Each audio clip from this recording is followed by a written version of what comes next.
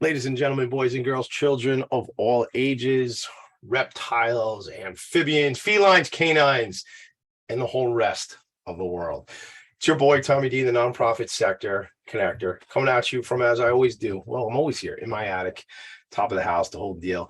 My friend, my buddy, my pal, my comrade, Valerie Heffron, the visionary behind this particular Professionals and Animal Lovers show, is here. And we have a new friend, Claudia Canham, who's visiting with us today. We're excited to get into the discussion. So what is this show? Just in case you just found this and you've never been here before. Well, it's no big deal. It's just a revolution, just changing the world. No big deal. That's all. Why are we doing this? Well, Valerie called me up one day and was like, we should do a show. Or I think she said, I want to do a show again. I said, okay, let's do it. And that was back in like last summer. And that was September 1st, was we did the first show, the Professionals and Animal Lovers show, which is now a phenomenon with a big event coming up next week, the first ever Compassion Awards. And I love a little swag when you do the first of anything and you call it the first annual, because like then you're just committing to the universe that you're going to be doing it forever, right, Val? I mean, it's ever and ever and ever and ever. I mean, there'll be probably a Valerie and Tommy D award down the road when we're not here anymore and somebody else is winning the Compassion Awards at some point, Wow. So look, we're here to build community. We're here to make a change. We're here to impact change. We're here to bring really, really cool and special people on to tell their stories about how they've impacted change, influenced change. And, I'm taken by something. I really want to see if I can get it really quickly for you all. If you're familiar with the Margaret Mead quote, never underestimate never doubt that a small group of committed citizens can change the world. Indeed, it is the only thing that ever has. Nothing inspires me more than young people making that impact and making that change. And that's some of what we're going to talk about today on the program. Going to do like a video presentation, and then we're going to have an interview situation. It's going to be like multimedia today. Val, what do you want to say before we even get into the discussion? I want to say hello to you, Valerie. How are you? Hello. I am okay. I'm a little bummed out. I'm actually going to ask Claudia for some advice because my cat Puffy is mad at me and she's in hiding, and we'll get to that. But I want to just emphasize the fact that this community that we're building, I like to call it my tribe, right? It's a community of animal lovers. One of the premises is that, yes, we absolutely want to make the world a better place for the animals. But also, there are so many wonderful people out there who love animals and they do their best to help them, whether they're doing like a little can, a coffee can or something on their counter, and they're asking for donations, or whether they're out there, boots on the ground, saving animals, fostering, TNRing, whatever it is that they're doing. But also many of them have a business or they're a professional.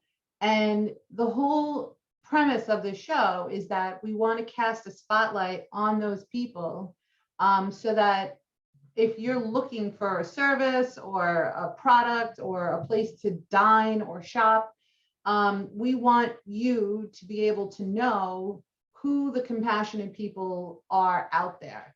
And so whether you're going to a pizzeria for some pizza or whether you're going to go and buy a pair of shoes, if you have that choice of knowing, who the compassionate people are, why not use them? And to my point, Claudia, who is a law student, when she actually graduates and becomes an official attorney and passes her bar, whatever specific type of, professional service that she's going to offer within the legal spectrum, whether she's going to be a real estate lawyer or a divorce lawyer, whatever it is, why not, work with someone who has an affinity for the animals and is a compassionate person.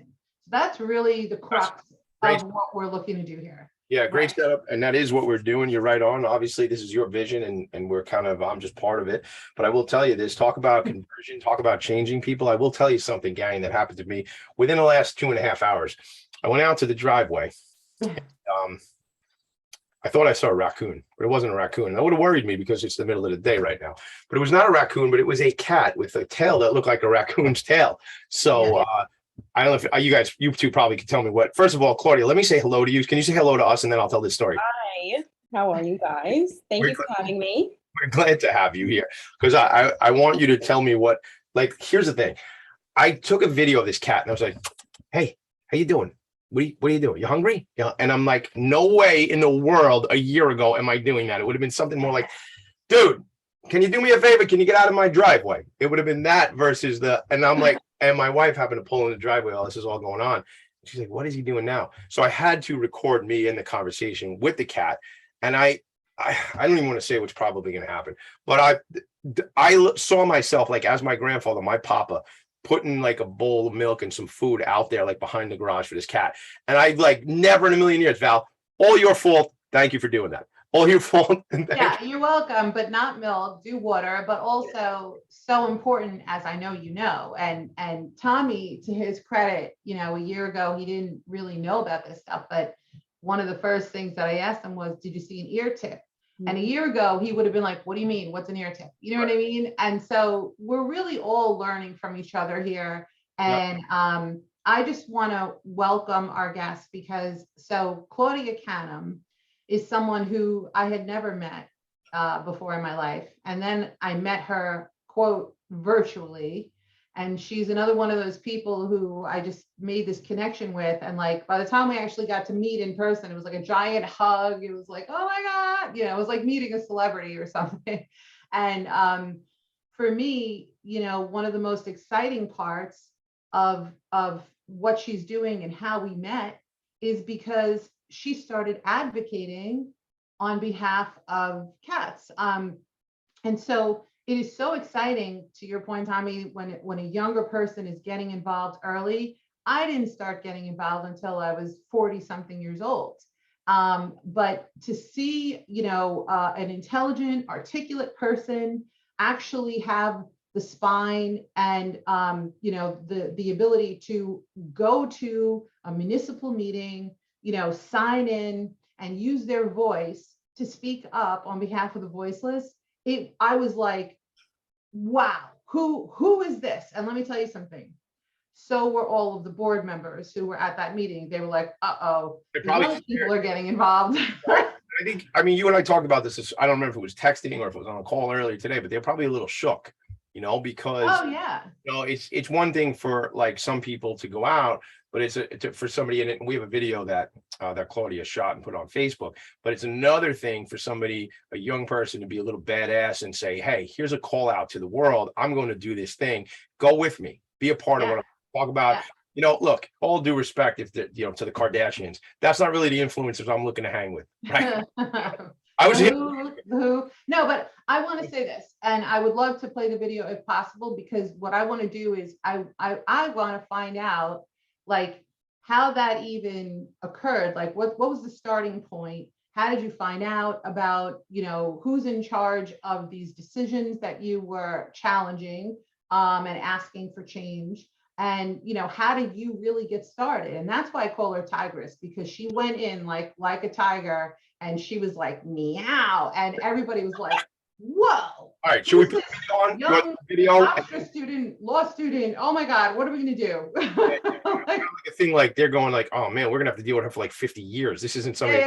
All right, let's do the video if that's cool. Yeah. We'll do a little It works. Yeah. And let's just push this. And you should be able to, Val, Claudia, can you see? Yes. Okay. This message is for all of the cat rescuers, lovers, and rehabilitators.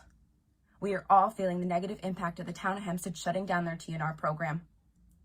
This Tuesday, February 2nd at 7 p.m., there's going to be a town hall meeting, and I'm urging and pleading every single one of you to come down and advocate for this program and advocate for these animals, because if we don't, who will? We are approaching kitten season at a rapid pace, and it's going to be a huge wake-up call. I know that there are safe ways to conduct contactless TNR. The shelter has a $5.5 million budget for 2021 and no plans to reopen their TNR program. You don't have to be a town of Hempstead resident to come down and advocate for this program. Please advocate for these animals, because if they don't have us, they have nothing.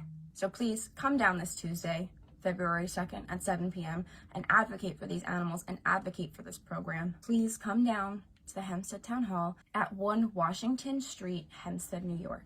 Thank you. Yo, talk about a call to action. I mean, if we don't, who will? Woo! Wow, it's been a while since I've seen that, and it actually gave me chills, and I almost like I'm tearing up. It You was cry on so the show. beautiful. Cry. We don't curse, but we cry, baby. So cry if you want. That is so special and unique, and just it gives me tears because for so many reasons. But you know what? Let me just shut up for 1 second. Claudia, let me just make this one point. She was making that video for a town board meeting February 2nd, 2021, which means that the program was shut down for COVID, which was March of 2020, and everything else was reopened. You know, gyms were open, restaurants were open, stores were reopened, and you had to wear a mask. Okay, fine, but the TNR program was still, in fact, closed, and there was a lot of frustration. So, Claudia, let me ask you. Let's go backwards. How did you find out about that program being shut down? And then how did you connect the dots that you had to get to a Town of Hempstead board meeting? So it actually started on my first day of law school when this adorable little black and white cat came running up to me, and I was like, oh, okay, who are you? Next thing I know, this cat is introducing me to about 200 feral cats and kittens on Hofstra's campus. Wow. And I had already been volunteering with our rescue tender loving cats who I love and have enjoyed being a part of. And the head of the rescue said, if this is something you want to pursue, if you want to fix all these cats, we 100% support you. Let's, start putting the wheels in motion. And I reached out to a bunch of the feeders who were feeding in the area. And one of them, who I've become great friends with, told me that he was using the Town of Hempstead TNR program, but with COVID, it being shut down, he hasn't been able to trap and neuter any of the cats. There's no program in the area that is comparable. They're free and they recover the animals. So that was kind of like the first moment that I had. And then I ended up finding a litter of kittens that were the product of inbreeding. One of them had Pectus excavatum and the other one was missing her back two legs. Unfortunately, I had to put down the Pectus kitten when she was 10 weeks old. And it kind of fueled me with this rage of like, this could have been completely avoided if Supervisor Clavin had done the right thing and TNR'd these animals when he was a Hofstra Law student, because these cats have been here since he was a Hofstra Law student. So it was so angering for me that not only did I have to experience losing this baby, but that most of her life was spent outside and only 4 weeks was spent inside with me. So it kind of pushed me to start reaching out to different Facebook groups. And I actually was connected to Valerie through a couple of different people. And you actually were the first person to let me know that I could go to a town hall. And yes, you were, because of Felix. Yeah. They call it the ripple. That's the ripple effect, man. Way to go, Valerie Heffron. Yeah, so I was able to go to my first meeting, and the look on everyone's faces after I spoke kind of just told me that I was in the right place and doing the right thing. My parents are both older. They're the generation that raised the parent of generation for my generation, if that makes sense. I don't want to give my parents' age away because they will both kill me. But they raised me to not be afraid of people in office, because these are our elected officials. They're working for us. It is not our place to be afraid of them. It's their job to listen to us and listen to our requests. And that's why they're in these positions. They're not there because they're in charge of us. It's really us who's supposed to be in charge of them. So I'm not afraid to speak up and use my First Amendment right. And I have no problem being the advocate for those who don't have an advocate in and of themselves. I mean, we don't have animals who can go up and say, this is not fair, please fix this. Right. And I have always been an animal lover. I had chickens and ducks and snakes and dogs and cats my whole life. I'm also an only child, so that was like my, oasis was with animals. And so I wanted the town of Hempstead's help in TNRing all of these cats that were not adoptable.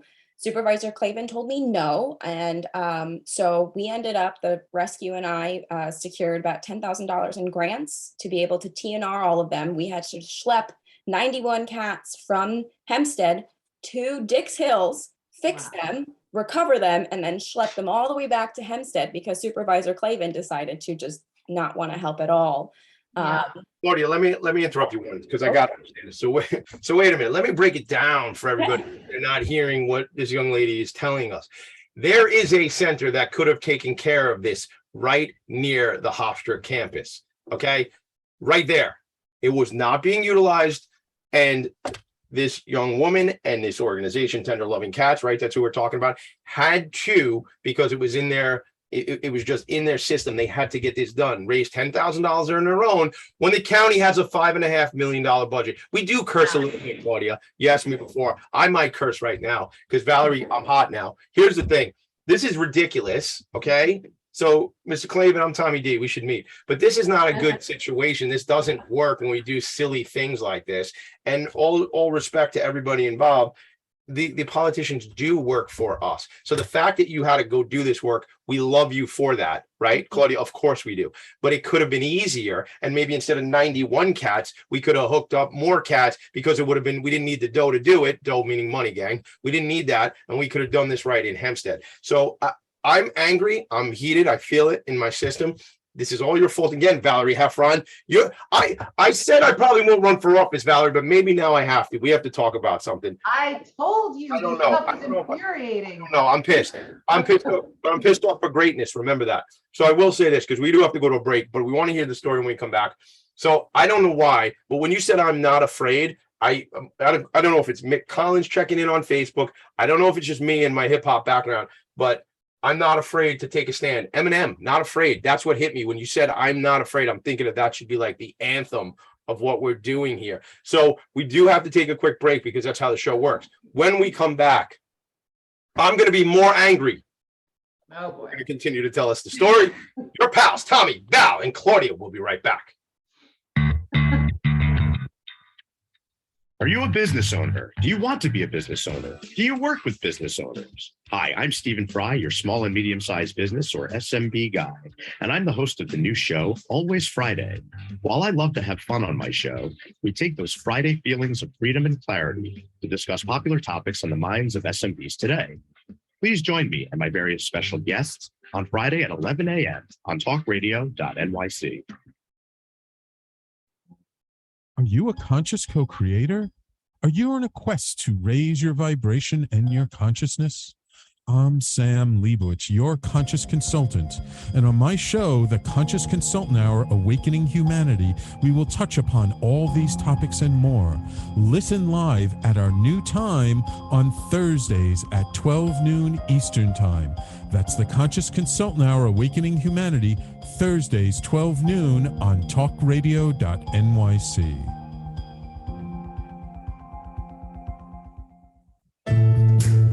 Are you on edge? Hey, we live in challenging, edgy times, so let's lean in.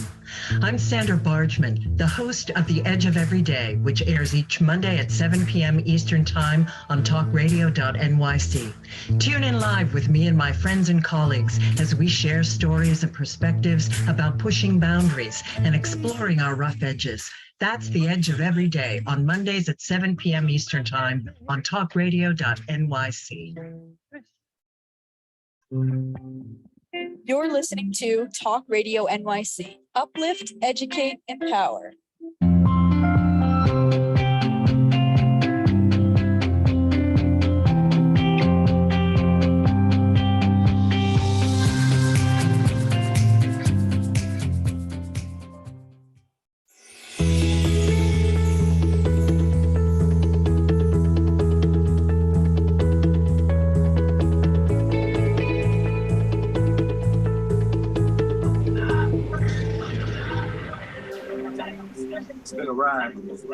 We're not afraid here on the Professionals Animal Lovers Show. Claudia is not afraid. Claudia is standing up.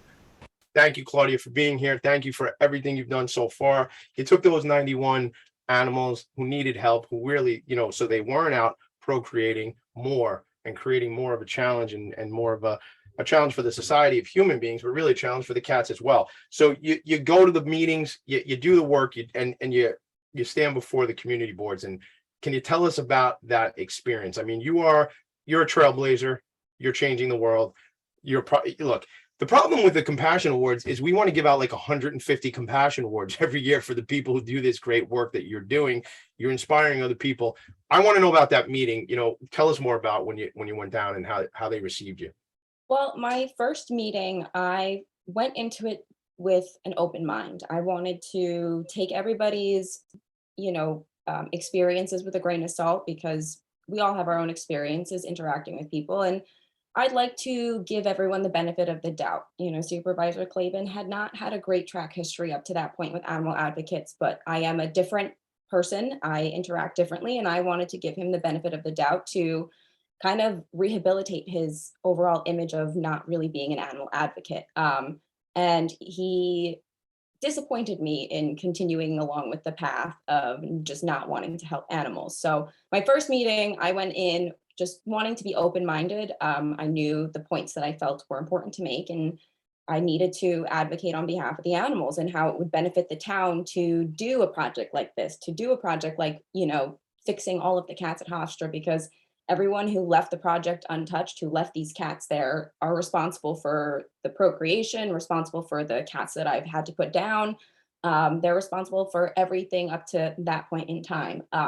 So after the first meeting, Supervisor Clavin wanted to have a phone call, which I at first thought was a great idea, because it's like, okay, great, let's figure out how to work together. And instead, this phone call was an attempt to shut me down, just not publicly. So I ended that phone call. We spoke after that phone call. Yep, I called Valerie in tears. Yeah, I remember that so vividly, because with any new effort, I always welcome new efforts. And, I know the hope that's there when you first get started and everything. You say to yourself, look, I'm a reasonable person. I can make this a win-win for everyone, and why wouldn't we do this? And then, it's soul crushing when you find out that maybe we were a little bit naive, but the truth is that they're not so willing to just do the no-brainer things sometimes.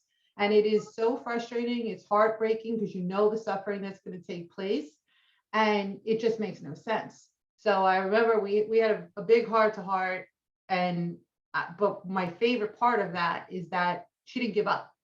Yeah. Well, it's resilience, right? Because first of all, I want to just underscore this. I want you to continue. The resilience piece is you could have given up, because plenty of people do.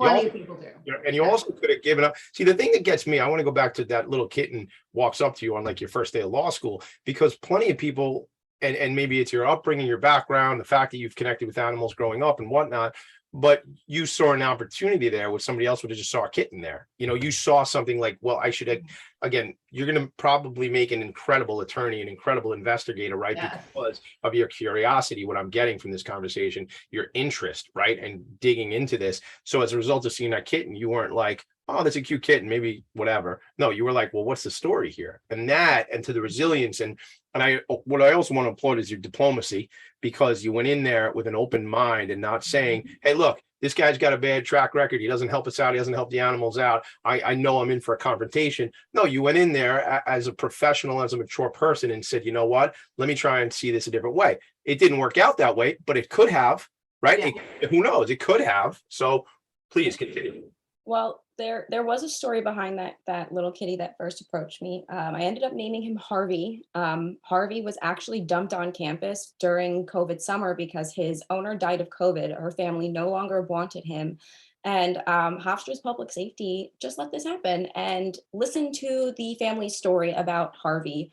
And after hearing Harvey's story, I actually educated the public safety officers just on New York State's agriculture and market laws about abandoning an animal and how it is illegal. And in the future, if they see it, they need to let me know right away, because I'm happy to advocate for a prosecution of some sort. Does anybody say let you know, you're a student, why don't you just go to class? Does it They actually call me the law student at Hofstra on the undergrad side of campus. That's how all of the administrators refer to me. They call me the law student. And I think because I am a law student, they take what I have to say a little more seriously. When I was younger and into my undergrad, I was also into a lot of advocacy, and it was just a different time. And my life. And a lot of people didn't really take me seriously. So this project was like the first time where not only did I take myself seriously, but everyone else around me took me seriously. So in between classes, I would work with the feeders. We would work on trapping cats. All of the tender loving cat volunteers teamed up for this. And in addition to the 91 that we TNR'd, we adopted out 40 to 50 cats and kittens that first year just from campus alone. Fantastic. And on top of that, go ahead. Can I just say, any students take the cats? Yeah, we actually had a group of students, a couple of fraternities involved. When President Rabinowitz was still in charge of the campus, he actually was very encouraging of the Campus Cat Initiative. That's what we ended up calling our program. Even with Supervisor Clavin's whispers in his ear, he was still supportive of this initiative and wanted to kind of see it through, which I very much appreciated. With our current president, she has not answered any of my emails regarding the cats, and now there seems to be some sort of a communication behind the scenes about asking the town of Hempstead to remove the cats from campus, which is impossible, and it's a whole other thing. But President Rabinowitz was very encouraging of my efforts, and I think he appreciated the fact that it benefits Hofstra in the long run. And the founder of Hofstra, everyone calls her Mrs. Hofstra, she supposedly wrote in her will, and I say supposedly because no one's actually seen this, that the cats are to be on campus, and maintained by the campus. But not only that, if they were going to remove these cats, where would they put them? They would probably Where are they put going? them in a shelter or euthanize them or ship them off elsewhere. Well, let me just, if I could set the stage a little bit too, because for those of you who don't know Long Island, who don't know the Garden City, Uniondale area, Hempstead area where Hofstra University sits, Hofstra, correct me if I'm wrong, but from what I can tell, it's in the middle of a residential area. This is not a campus separated and like big walls that would keep, this is a community. I mean, you're, up and down Hempstead Turnpike, right? I mean, it's right in the community. So to round up all those cats, where they end up in somebody's backyard, they're still going to come back on campus, right? Yeah, cats are free roaming animals. The way that New York State treats them, they're protected under the law as companion animals. So they're afforded the same rights and treatment as dogs to a degree. They are free roaming animals in the sense that if you call animal control and you say, hey, I have a cat in my backyard, nobody's going to come. They're not going to pick the cat up. They're just allowed to do their thing. That's not the case in other states, but those are also states that have kill shelters and have a high rate of euthanasia. It's, it is what it is, but part of the reason why it's a problem in New York is because now there's nobody really responsible for these free roaming animals. Nobody, quote, owns them, but at the same time, everybody owns them. So Claudia, hold on. Let me just go back for 1 second. You were talking about the Ag and Markets Law referring to abandonment, which is spectacular that you know that. So how did you, I mean, what prompted you, did you just one day say, hey, I want to read up on all these laws, and you read all of the animal related laws on ag and markets, or, how did you even know to look there? So my mom's actually an attorney. She went to Toro and practiced corporate law for most of her career. She is also like my #1 supporter. So anything I know, I met her. Anything I get myself into, Diane is right there supporting me. My dad also is as well supportive. He's not a lawyer, but he is a big animal lover. So I like to think that he inspired just my overall love of animals. I mean, when I would find like a squirrel on the side of the road and I'd say, Dad, can we take it home? He'd say, yeah. So, the two of them, they made me what I am. But so my mom always taught me that you need to have all of the information before going into something. So before even going into, my first municipality meeting, I wanted to know everything I could know. I wanted to make sure I had all my bases covered. And I think the law is a beautiful thing in the sense that it's written in a way where we can really make it work for almost every situation that we need it to. So doing the research for the cats really started with simple, what are New York State laws on cats? And then you kind of have to work through all of the big paragraphs to find exactly what it is you're looking for. It's definitely harder for what we refer to as lay people who are not trained to read laws to understand what they mean. So that's what our jobs are. But for myself, it was really fun being able to apply what I'm learning in school actively to these kind of projects. So that research kind of gave me more ammunition in a sense. Yeah. But so, It's great advice. It's great advice that your mom provided you. And yes, I know we have to go to a break. We Before do. I forget, Yeah. before I forget, when we come back from break, I want to address something that you also said in your video. One of my favorite things that you said is that you don't have to be a resident of this town to go and advocate for the animals. And let's get into that when we come back from break. We will, but before we go to break, because I usually take a minute to get us to break anyway, there's a couple things I got to shout out real quick. I just shared the Eventbrite for the Compassion Awards. It's on Facebook now. If you haven't bought your ticket, hurry up and buy your ticket. You can use the code Tommy D or the code Jovi's Mom, because we're having a little friendly competition. Your pals, Tommy and Val, competition. So it's either Jovi's Mom or Tommy D, and you get a discount for the event, which is Tuesday night at the Refuge here on Long Island. 3 animal advocates. We'll tell you about it when we come back. But I also, when we go to break, I'm going to share the website for tender loving cats. Claudia, is there anybody you want to shout out real quick over there? And then maybe you can tell us more about them from the organization real quick. I want to say a big shout out to our fearless leader and founder, Rebecca Caro, for everything she has done and teaching me everything I know about cats. So if it wasn't for her, I wouldn't have the knowledge and skills to be able to advocate on their behalf. Get some pom-poms out for Rebecca. Thank you, Claudia. Dylan, we got to go to a break. Out of breath. We'll be right back. Are you passionate about the conversation around racism? Hi, I'm Reverend Dr. TLC, host of the Dismantle Racism Show, which airs every Thursday at 11 a.m. Eastern on talkradio.nyc. Join me and my amazing guests as we discuss ways to uncover, dismantle, and eradicate racism. That's Thursdays at 11 o'clock a.m. on talkradio.nyc. Are you a small business trying to navigate the COVID-19 related employment laws? Hello, I'm Eric Sauvert, employment law business law attorney and host of the new radio show, Employment Law Today. On my show, we'll have guests to discuss the common employment law challenges business owners are facing during these trying times. Tune in on Tuesday evenings from 5 p.m. to 6 p.m. Eastern Time on talkradio.nyc.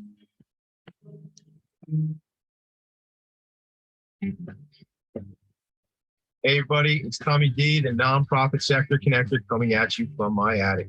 Each week here on talkradio.nyc, I host a program, Philanthropy in Focus. Nonprofits impact us each and every day, and it's my focus to help them amplify their message and tell their story. Listen each week at 10 a.m. Eastern Standard Time until 11 a.m. Eastern Standard Time, right here on talkradio.nyc. You're listening to Talk Radio NYC at www.talkradio.nyc, now broadcasting 24 hours a day.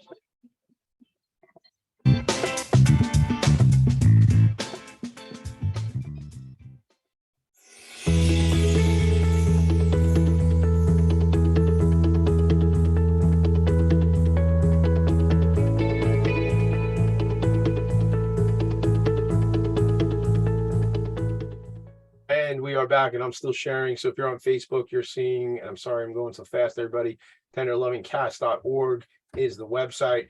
Why don't you tell us a little bit? You said Rebecca out there, shout out what's going on with TLC. And then, and I love that. I love acronyms. We know that, right, Val? We love acronyms, man. Love it. Almost, like I love alliteration, but acronyms are great too. All right. So I know Valerie had something she set you up for right before break, but tell us about. Tried. Yeah, I know. And then I just took. Yeah. We'll do that. Just do the. He hijacked me. Go ahead. So TLC is a 501c3 not-for-profit whose primary goal is to reduce the feral cat population through humane methods such as TNR. We focus mostly on TNR, even though we do actually handle a lot of adoptions and cats and kittens. We work with almost every reputable rescue that there is on Long Island, and we actually do have a link on our website of other reputable rescues. We handle situations like the Hofstra cats to hoarding situations with over 100 cats and kittens. And we work with other rescues to place them and TNR. We also started a new program for unadoptable cats that we are now calling our barn cat placement. So cats are a really great way to have a chemical-free pest reduction in your barns or warehouses. As you can see on the screen, it's we've really given a lot of thought to it. And I will be the first to tell you it's one of the best things ever. I've been begging my neighborhood feral cat to come live in my backyard for the last month now because I have an overwhelming cricket population, which a lot of Deer Park has been with. Oh, they take crickets, huh? Yeah, so he, Crickets, mice. yep, they get Yeah. mice, they get rats, they get crickets, they get all of the pests. So I actually saw him in my yard yesterday, and Gregory is All now my feral cat. Oh, So his name is Gregory. yes, I named him that yesterday. Very good. That's Oh, man, I missed out on the naming process. No, and it's like the first thing that comes to mind. I'm notorious for my names. My most recent litter of kittens that I named, they're not my foster kittens. They are being fostered by somebody else, but I named them all after office supplies. So we had Post-it, stapler, tape. We had clipboard and paper clip. And that was Paper clip. it was Aw. fun. And then I actually just recently adopted one of my foster kittens. His name is Stone right now, but when he was my foster kitten, his name was Spatula. Yeah. So they were. the thing is, like, You've got two things going on here that are really close to my heart. One is Staples is my favorite store, and cooking. I love cooking. So if it was like cooking utensils, I'd be like all over it. I'd be like whisk or whiskey. And Yep, we had a whisk. spatula is good. Yeah. I think the thing is, Val, you can answer that question before the break again in a second, because I want to say this. I think the problem or the challenge is you're running out of things to name these cats because there's so freaking many of them. Okay, listen up, gang, listen up. Nassau County, town of Hempstead, there's a lot of these cats. We need to address the situation. See what I did, Val? It's like a callback. I'm putting it right back. All right, so tell us, go Valerie, please. So two things. One is in your video where you were, soliciting support. And by the way, I should mention that Claudia had a car full of cat lovers and Hofstra animal lovers with her for that meeting, the next meeting that she brought people down to. And let me tell you something else. The board took notice. Trust me. They were like, uh-oh, there's more of them now. And because the truth is, young people in general, it's very rare. It's a rarity that they're, signing in, going to municipal board meetings and grabbing a microphone. It is and it's beautiful. We have to clone Claudia. But anyway, one of my favorite things that you said in the video was, you do not have to be a resident of the town of Hempstead to go to a town of Hempstead meeting and be a voice and an advocate for these animals. And she's, by the way, 100% accurate. I feel as if a lot of times people who are elected officials, they try to kind of poo-poo people who are not necessarily constituents within their districts when they're going to say something that maybe is not, supportive of them. That said, open meetings law 100% states that you can be a resident of Timbuktu. This is literally verbatim what it says on open meetings law. It uses Timbuktu as an example. It says that as long as what you're talking about is germane to the topic, it doesn't matter where you live. So I want to know, again, how did you know that? Were you researching open meetings law? And B, let's get the word out there really for that bullet point, because a lot of people get intimidated. They're like, oh, well, I don't live in Nassau County. I live in Suffolk, but you might be suffering the consequences of negative decision-making from Nassau County, right? So how did you know about that, Claudia? I'm going to say it was one of those things that kind of I just have always known, being that a child of a lawyer.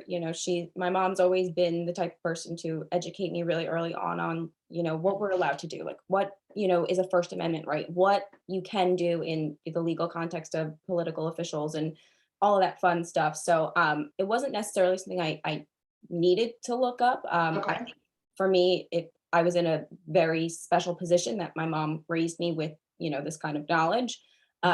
So being able to encourage other people to kind of stand up and go to these meetings made me feel good, because now I'm passing along this information. Yes. The way I like to look at it is, we're all affected by the decisions each municipality makes, each different township makes. When the town of Hempstead shut down their TNR program, it was a trickle effect. Every cat that was procreating was still procreating, and then moving their way out further onto the island. And in addition to that, the governor at the time, Andrew Cuomo, he announced that it was considered essential, the TNR of companion animals, in March of 2020. That's So right. not only was it a known thing and other areas were doing this, but the largest TNR program on Long Island, a program that before COVID, I spoke so highly about because it was free. They recovered the animals. Anybody who lived in the town of Hempstead could bring an animal there. There was no limits. Like, it was one of the leading TNR programs, and it had so much potential. And with it shutting down, not only did we have all these cats explode all over Long Island, but we also had 63 bird species go extinct in 2020. Coyotes are now moving in from Canada to feed on the feral cat population because there are so many of them.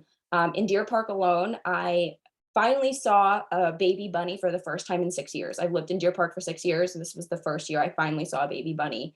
And there are other areas where the rodent population, and by rodent, I mean squirrels, mice, natural mice, voles, all of these great little creatures were being killed off because of the feral cat population. And then there's also the argument of, well, if you don't feed them, they'll go away. Well, if you don't feed them, well, what do you think they're going to eat? Our birds, our bunnies, our squirrels, all of these adorable little creatures who were here in the first place. Wow. I look, I was going to say something before. First of all, you have so much information. This is incredible. Yeah, I told you. No way we could ever, you'll have to come back like once every 6 weeks because there's so much. Like, shout out to, I gotta say, your dad letting you bring the squirrel home. I need to talk to him because I'm trying to adopt a chipmunk, and I want to because I want it can live outside. I want a feral chipmunk is really what I want. Like, it's live outside, but every morning it can kind of come over and tip its hat, like, "Hey, Tommy D, how you doing?" My chipmunk wears a hat, but I want 63 bird species. The coyotes are coming down from Canada. Like, who knew this? John DiLeonardo probably knew this, right? I don't know if you know John. Do you know John? Yeah. It makes sense that you would. He helps me with everything that is not cat related. I found a chicken on my street, and John was right there ready to help. So he's wonderful. Not that we need to, not that it's self-serving, because the whole Compassion Awards is not self-serving, but John DiLeonardo of Humane Long Island is one of our honorees on Tuesday night at the Refuge. How am I doing, Val? Like, I sound like a sales guy. But that's so much information, and the bunnies, and it's an ecosystem. It's nature. See, this is the whole point, and this is what we try to communicate. Like, we've said this so many times. I don't know if it's ever going to get through, but you don't have to be an animal lover to do the right thing for the animals, which includes the people who care about them. And it's just overall, like, of course, there's a domino effect. I remember when I was in Oregon, and a friend of mine from high school was the vintner on a vineyard, and she actually lived on a vineyard. And she's all about nature and natural remedies, and nature has all the answers.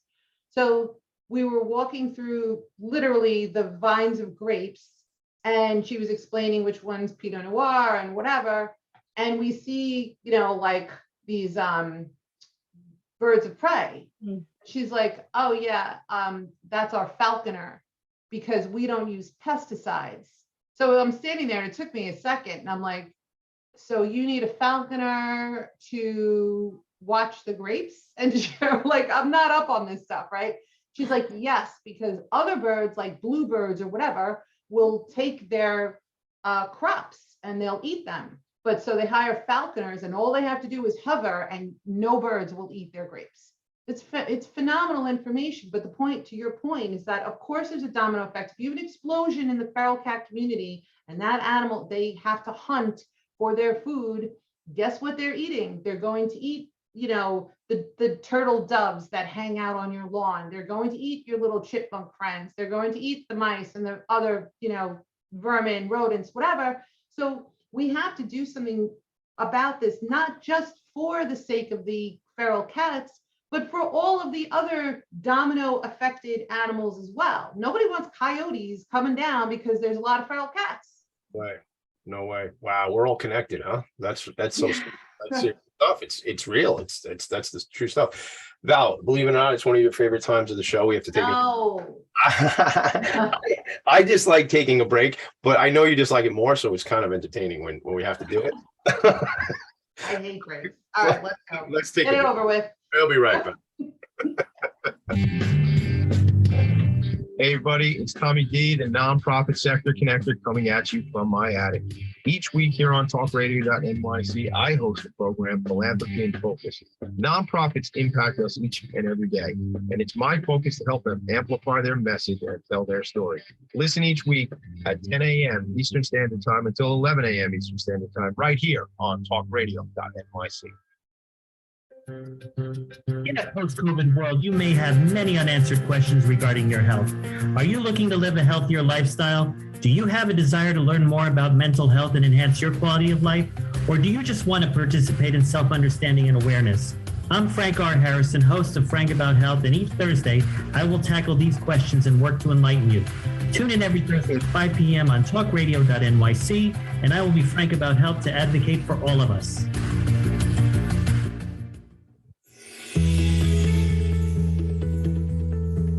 Calling all pet lovers. Pet Avengers, assemble! On the Professionals and Animal Lovers show, we believe the bond between animal lovers is incredibly strong. It mirrors that bond between pets and their owners. Through this program, we come together to learn, educate, and advocate. Join us live every Wednesday at 2 p.m. at talkradio.nyc. You're listening to Talk Radio NYC at www.talkradio.nyc. Now broadcasting 24 hours a day.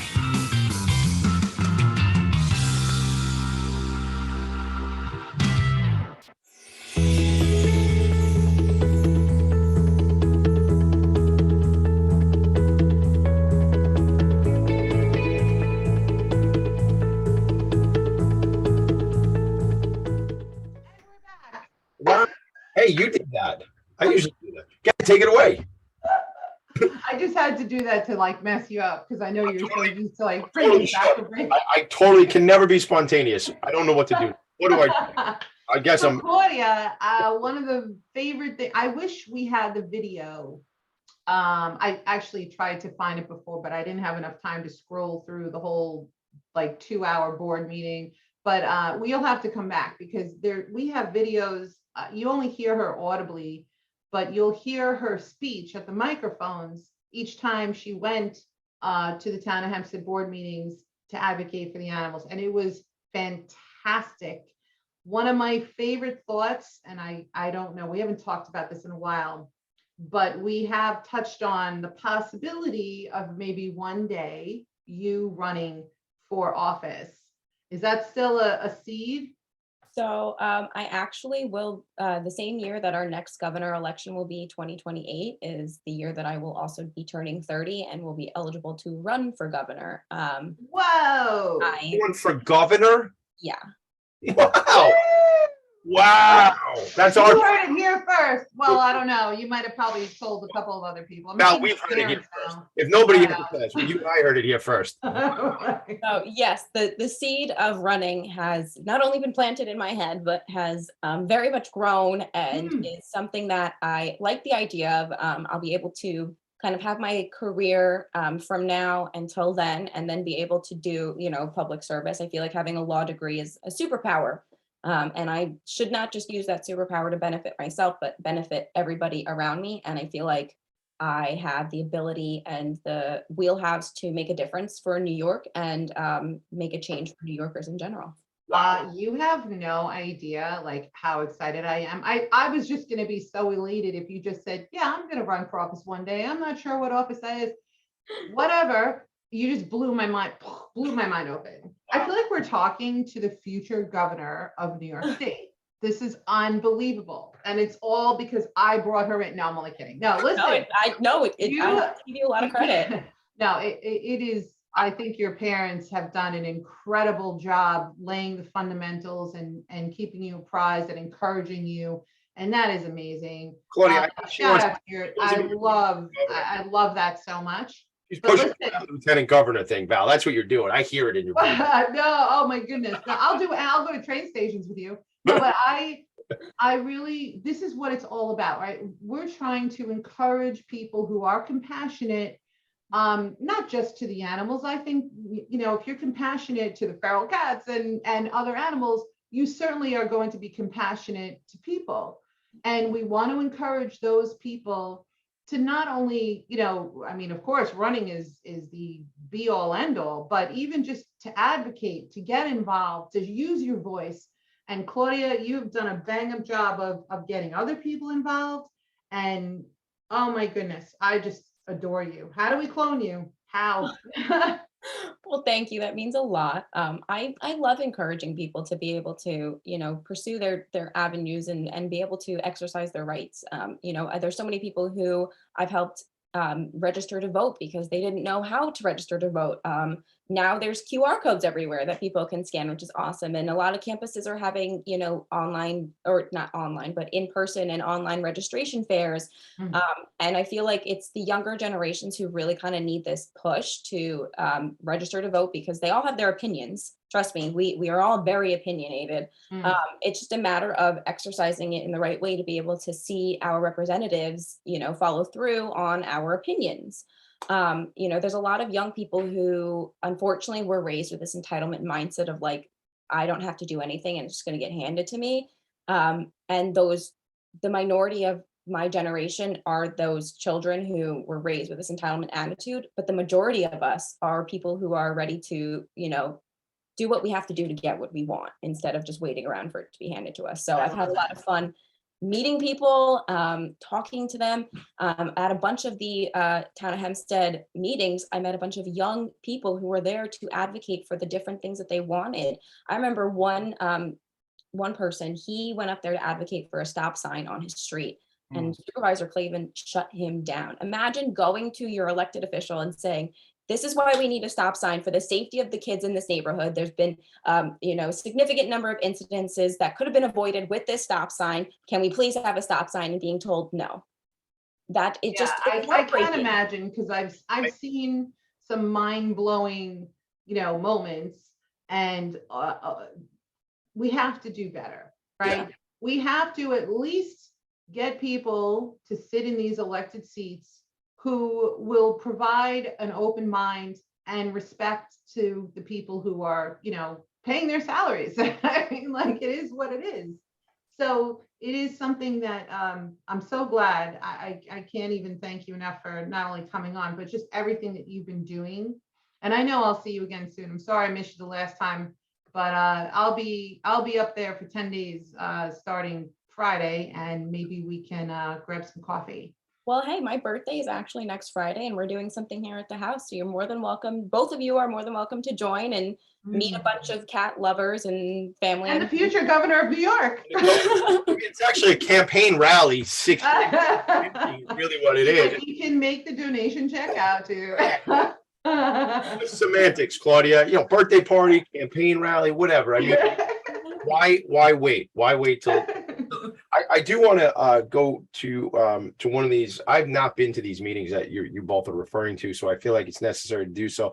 If people want to connect with you and really kind of follow what you're doing, but part of this movement, is it really through 10 and Loving Cats? Is it through, how do people contact you to become like, part of your movement? I'm going to call it that because that's what I feel that it is. Okay, so I am a big piece of Tender Loving Cats. So Tender Loving Cats is a great way to kind of see projects that I'm a part of and involved in. People can also follow me along on social media. Facebook, I'm constantly posting on. If you don't want to hear about politics, I don't recommend following me on Facebook. But if you want to keep up with like my cat related journeys, TikTok is my go-to. I'm at Claudia Canham on TikTok. We do weekly intake clinics. And so I usually post whoever we see at intake clinics on my TikTok. I do silly videos with my cats because they are little brats in their own way. And, it's just a way to encourage people to clip their cat's nails. And so those would be probably the two main places. Instagram, I would love to use more. I just law student, don't have the time. So yeah. How I'm trying to just explain this on Facebook, but how many cats do you actually have right now? So I myself my cats, I have 3. 2 of them are my own. One of them is my mom's. In the last 2 years, I've had over 60 cats and kittens as my fosters. Yes, so that's been a lot. I've seen a lot and I've met a lot of babies, and now doing intake clinics, I still meet a lot. So I would And she's a say, full-time law student. yes, and I'm a full-time law student. In Go. the month of September, we intaked 43 kittens and 2 adults, and so that's kind of about the average. So we take in about 50 cats and kittens every month, and we average about the same in adoption. So I have a feeling we might have also encountered one of our future recipients for the Compassion Award. No, I can't. I don't know. Especially when she's going to be running for governor. She goes, just so you know, everybody, I'm running for governor, and I was a Compassion Awards winner. And like we're probably helping you, to be honest with you, Governor Canham, to be honest. But we'll just leave it there. Look, connect with us. We have cool people that we hang out with. We're, learn, educate, advocate. No big deal, just changing the world. His total commitment of nonviolence. Gandhi always included the animals by stating the greatness of a nation and its moral progress can be judged by the way its animals are treated. We'll see you guys Tuesday night at the Compassion Awards. Thank you, Claudia. Thank you, Valerie, for your vision. Thank you, Claudia. Thank you, Tommy. Yay, Gandhi. Governor Canham. like,